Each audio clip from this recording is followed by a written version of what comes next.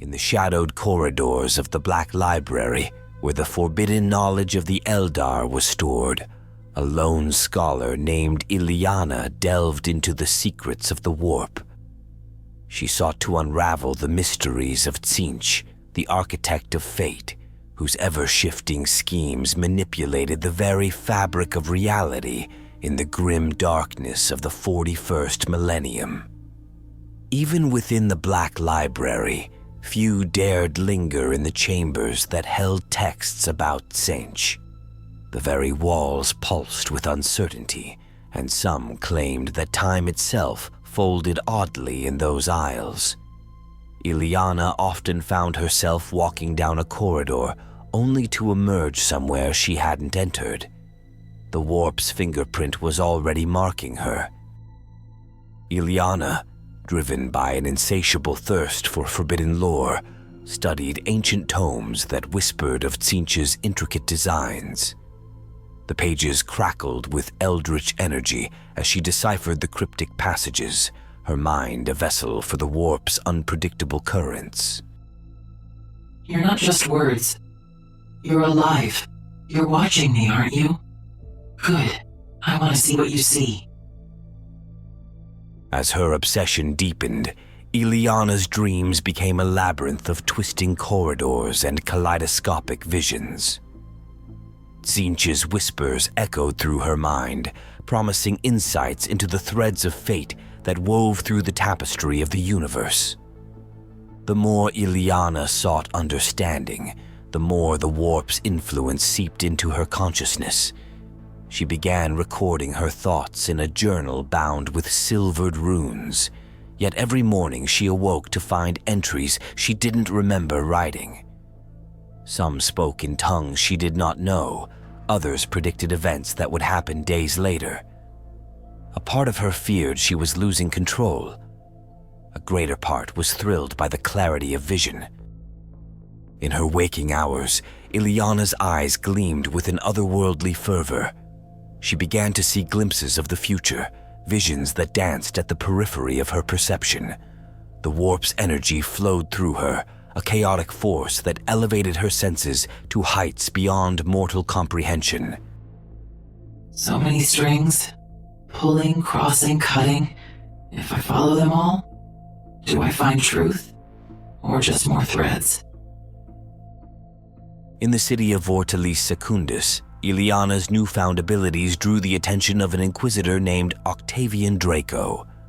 Intrigued by the warp-touched scholar, he saw an opportunity to wield her talents against the enemies of the Imperium. Unbeknownst to Draco, Tzeentch's unseen hand guided the strings of fate, orchestrating a symphony of manipulation. Word of her insights spread beyond the halls of the Black Library. Rogue elements of the Ordo Malleus sent encoded messages seeking her allegiance. One offered protection, another hinted at hidden truths that only she could unveil. But it was Inquisitor Octavian Draco who arrived in person, curious, calculating, and entirely confident he was using her. In truth, neither of them were in control. Ilyana, recruited by Inquisitor Draco, became a pawn in a game played by forces beyond mortal comprehension. Together, they uncovered heretical cults and unraveled the plans of traitorous warlords. Ilyana's visions guided the Inquisitor's actions, ensuring victories that defied the odds. As they worked together, Ilyana began to notice patterns others missed, symbols left by cults that mirrored constellations, chants that aligned with astropathic transmissions. What others dismissed as coincidence, she interpreted as messages. Tzeentch, she realized, did not speak in words or images alone. He communicated in events, in outcomes, in subtle fractures of logic that rewrote reality in hindsight. But with each success, Ilyana's connection to the warp deepened. The visions, once glimpses of the future, now revealed the tangled web of fate manipulated by Tzeentch. The architect of fate reveled in the chaos sown by Ilyana's unwitting actions, his laughter echoing through the warp. As the Inquisitor's victories mounted, Ilyana's mind became a battleground, Tzeentch's whispers, once subtle guidance, now urged her to subvert the Imperium from within. The warp's insidious influence contorted her perceptions, and the line between ally and adversary blurred. In a moment of lucidity, Ilyana confronted the Inquisitor, revealing the warp's machinations that had ensnared them both. But Draco, convinced of his righteous cause, dismissed her warnings as the ramblings of a deluded psyker. Tzeentch's laughter, a discordant melody in the warp, accompanied Ilyana's futile pleas. The Inquisitor's pursuit of heresy led them to the planet Arcanus Prime, where a clandestine cult plotted the resurrection of a long-dormant demon. Ilyana's visions, clouded by the warp's whims, foretold the impending catastrophe. As they infiltrated the cult's hidden sanctum, the air became charged with an unnatural energy. During transit to Arcanus Prime, Ilyana spent days in trance-like silence. When she finally spoke, her voice echoed with dissonance, as if something else had spoken through her. "The threads will snap," she murmured. "but the tapestry must fray before it can be rewoven." The crew avoided her after that. Even Draco, usually unmoved by superstition, felt unease gnaw at his spine. Later, as the transport descended through Arcanus Prime's turbulent atmosphere, she sat motionless in the shadow of the Vox altar, eyes distant. "You think we're hunting cults, Inquisitor," she whispered to the air. "But what if the hunt is the distraction? What if the real game is us?" No one responded. No one could.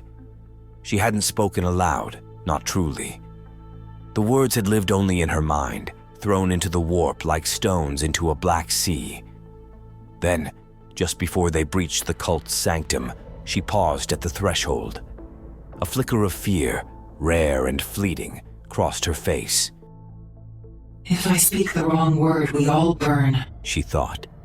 "If I speak the right one, do I burn alone?" Again, there was no answer, only silence and the sound of fate sharpening its blades. In the heart of the ritual chamber, the cultists chanted forbidden incantations. Tzeentch's presence loomed, an unseen orchestrator guiding the ritual toward a culmination of warp-infused chaos. Ilyana caught between her loyalty to the Imperium and the warp's seductive whispers, grappled with a choice that could tip the scales of fate. As the demon's form materialized, a grotesque amalgamation of warp-spawned horror, Ilyana's mind fractured. The warp's influence surged, twisting her perceptions and shattering the barriers that held Tzeentch at bay.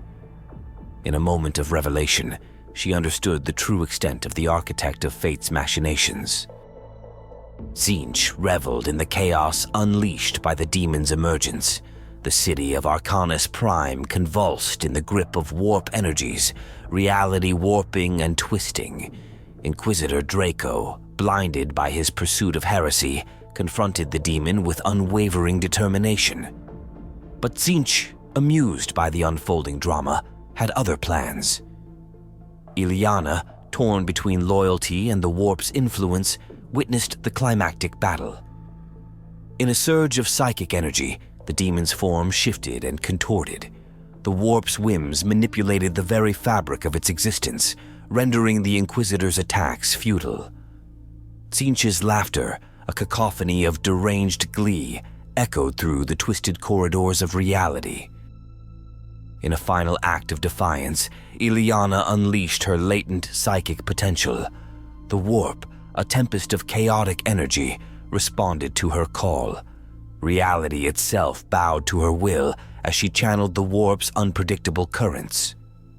The demon, caught in the warp's capricious dance, disintegrated into tendrils of energy that spiraled into the immaterial realm. "He's still watching, not angry, not vengeful, amused, always amused." As the warp's grip on Arcanus Prime loosened, the city began to stabilize. Inquisitor Draco, battered and broken, surveyed the aftermath. Ilyana, her mind scarred by the warp's touch, stood at the precipice of damnation and redemption. Alone, Ilyana stared into the void sky of Arcanus Prime. Her reflection no longer matched her memory, eyes too bright, hair flowing with impossible stillness. She wondered how much of herself she had given to the warp, and how much it had replaced. But above all, she wondered what Tzeentch had seen through her, what piece of his endless puzzle she had just become. The warp's whispers, once seductive promises of power, faded into a distant murmur. Tzeentch, amused by the unfolding drama, retreated into the enigmatic depths of the warp. Ilyana, her connection to the warp forever altered, bore witness to the consequences of meddling with the fickle forces of fate.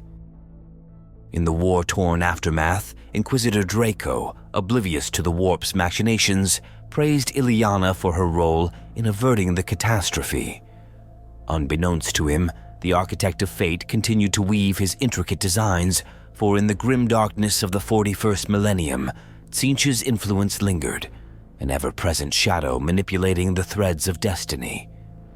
And somewhere, beyond time and understanding, the architect of fate spoke, not with voice, but with thought that bled into the warp, like ink into water. Ah, little Ilyana, so curious, so fragile. You thought you could glimpse truth and not become it. You danced through my web believing yourself free, never noticing the threads were drawn tight behind your every step.